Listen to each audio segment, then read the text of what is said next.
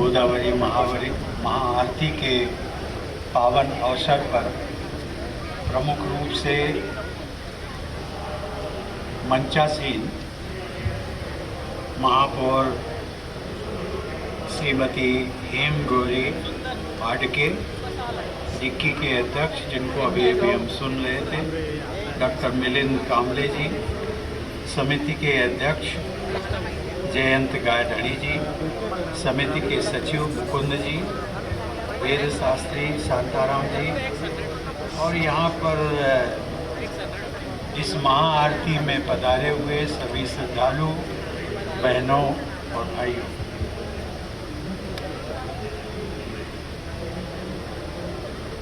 मैं जानकारी ले रहा था कि इस प्रकार के आयोजन जो होते हैं, प्रत्येक दिन महाआरती होती है तो कितना समय लगता है।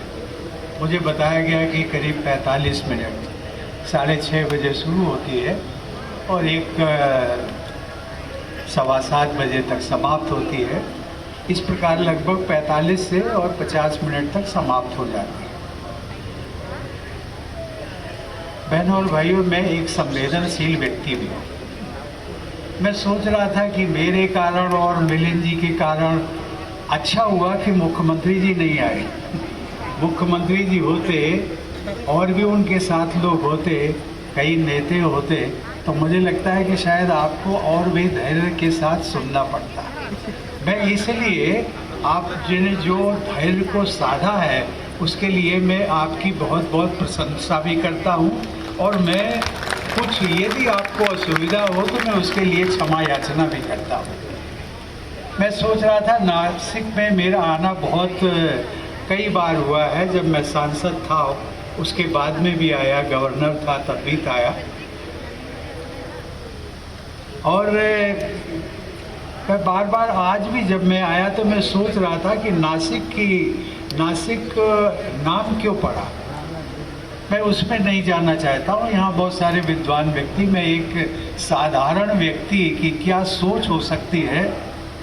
मुझे लगता है कि जो आसुरी प्रवृत्तियों का जो नाश करने वाले जो लोग जिस नगर में या जिस जिले में रहते हों उसका नाम नासिक है और इसलिए ये नासिक की धरती बहुत पवित्र धरती, देवी देवताओं की धरती, प्रभु राम की धरती, पंचवटी की धरती और इसके इतिहास ऐसा अलौकिक इतिहास है जिसकी की गाथा अगर गाई जाए तो मुझे लगता है कि शायद बहुत समय लगेगा। आज मैं माँ गोदावरी के पवित्र तट पर महाआरती के आयोजन में आप सबके बीच उपस्थित होकर मैं अपने लिए गर्व और सौभाग्य का विषय मानता। इस अवसर पर सचमुच में मैं यहाँ पर पूर्व राष्ट्रपति के रूप में नहीं आया हूँ बल्कि एक साधारण श्रद्धालु के रूप में आया हूँ। मेरे लिए यह पावन अवसर हमारी सभ्यता की आत्मा, हमारी संस्कृति की गहराई और हमारे समाज के जागरण की एक सशक्त अभिव्यक्ति का प्रतीक है। नासिक की ये भूमि सदियों से पवित्र रही। ये वही भूमि है जहाँ प्रभु श्री राम के चरण पड़े थे। प्रभु श्री राम का जीवन केवल एक कथा नहीं बल्कि वो हम सबके लिए जीवन में उत्तम आचरण का सर्वश्रेष्ठ मार्गदर्शन है। प्रभु श्री राम ने हमें सिखाया कि मर्यादा का जीवन, मानव जीवन में क्या अर्थ होता है, कर्तव्यों का पालन कैसे किया जाता है और करुणा तथा त्याग का हमारे पारिवारिक रिश्तों में क्या महत्व होता है। उनके जीवन का हर अध्याय हमें ये प्रेरणा देता है कि किसी व्यक्ति का श्रेष्ठ आचरण वही होता है जब वो अपने से पहले दूसरों का ध्यान रखता है, जो अपने अधिकारों की बात करने से पहले अपने कर्तव्यों का पालन करता है।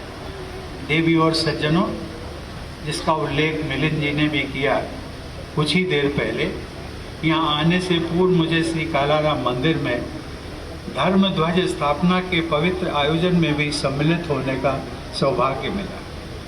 हम सब जानते हैं कि नासिक की इस पावन भूमि के इतिहास में एक ऐसा कालखंड भी आया था जब आस्था के द्वार सभी के लिए समान रूप से खोले नहीं थे।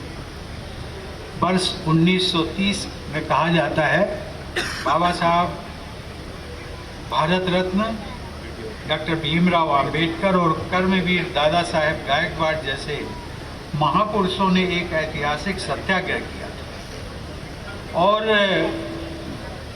उस सत्याग्रह के माध्यम से उन्होंने एक संदेश दिया था कि हर व्यक्ति को गरिमा और समानता की भावना के साथ जीने का अधिकार मिलना चाहिए। और मुझे प्रसन्नता है आज आप सबके बीच में कहने के लिए कि मंदिर के द्वार तब से सबके लिए समान रूप से खुले। अगर हम पिछले 100 वर्षों में मुड़कर देखें तो उस ऐतिहासिक आंदोलन ने हमारे समाज में आत्मचिंतन की प्रक्रिया को एक नई गति दी थी और समानता की दिशा में आगे बढ़ने का एक मजबूत आधार तैयार किया था। आज श्री कालाराम मंदिर में धर्म ध्वज की स्थापना एक धार्मिक अनुष्ठान के साथ साथ उस परिवर्तन का भी प्रतीक है जो हमारे समाज में आया है। ये बात इस बात का प्रमाण है कि हमारे समाज में समयानुकूल आत्ममंथन करने की भावना है और उस दिशा में निरंतर सार्थक कदम भी उठाए गए। अंततोगत्वा सामाजिक सुधार भी हुए।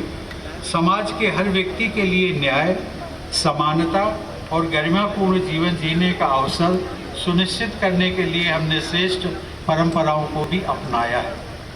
देवियों और सज्जनों, हमारे यहाँ बहुत सी भाषाएं हैं और विभिन्न परंपराएं भी।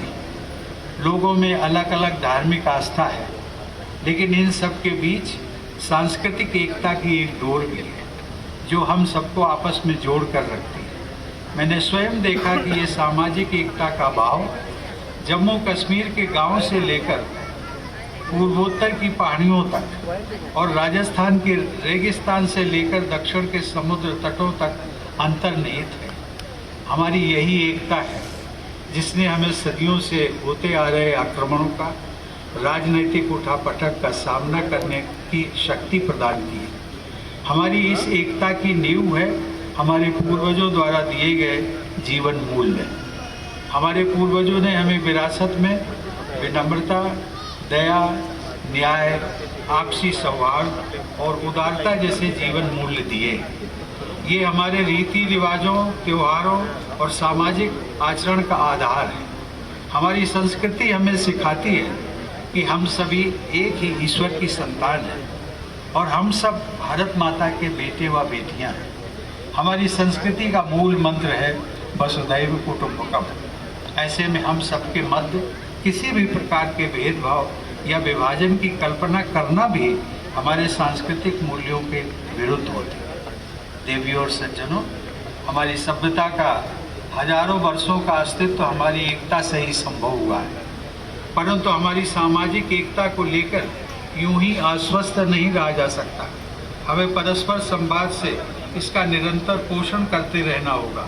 आपसी बंधुत्व, सम्मान और एक दूसरे के प्रति उदारता का भाव रखकर हमें अपनी सामाजिक एकता को शक्ति देनी होगी। जब हम समाज में भेदभाव के आधार पर काम करते हैं तो उससे हमारे सामर्थ्य की शक्ति घटती है, परंतु यदि हम समाज में बराबरी का आलिंगन करते हैं तो भारत उन ऊंचाइयों को स्पर्श कर सकता है जिसकी कोई सीमा नहीं होती। देवियों और सज्जनों, हम सभी देशवासियों ने एक साथ मिलकर विकसित भारत का एक संकल्प लिया है, एक सपना देखा है, परंतु इस संकल्प को अकेले सरकार और सरकारी योजनाएं सार्थक नहीं कर सकती। विकसित भारत की इसी परिकल्पना को सार्थक करने के लिए हमें देश के हर एक नागरिक की भागीदारी सुनिश्चित करनी होगी। सबके विकास के लिए सबका साथ और सबका प्रयास सुनिश्चित करना होगा।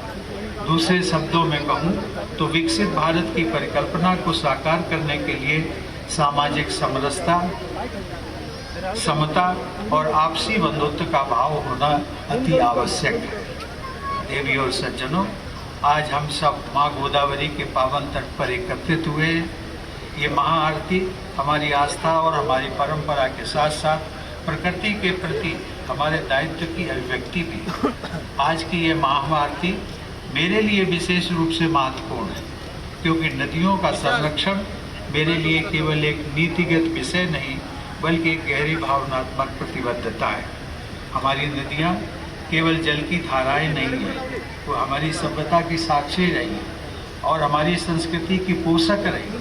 हमारे पर्व, हमारी परंपराएं, हमारे संस्कार, सब कुछ कहीं न कहीं इन नदियों से जुड़े हुए।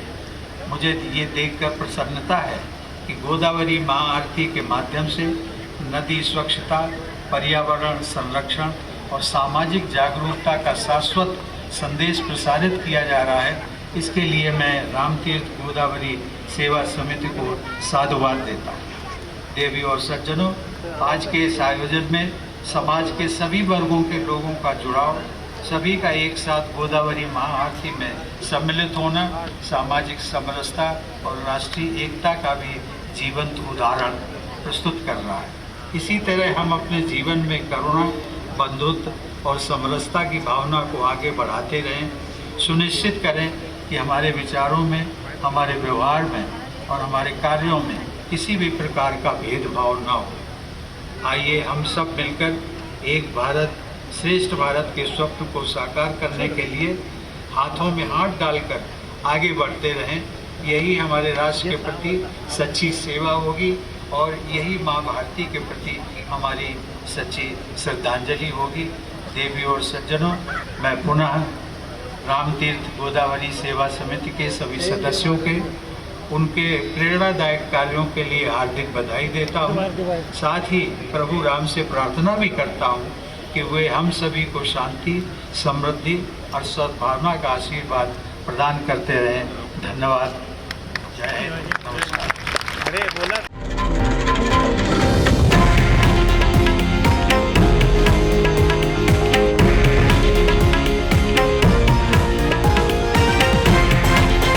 हे आहे देशातील नंबर 1 न्यूज नेटवर्क आणि आपण पाहत आहात TV9 मराठी, एकमेव।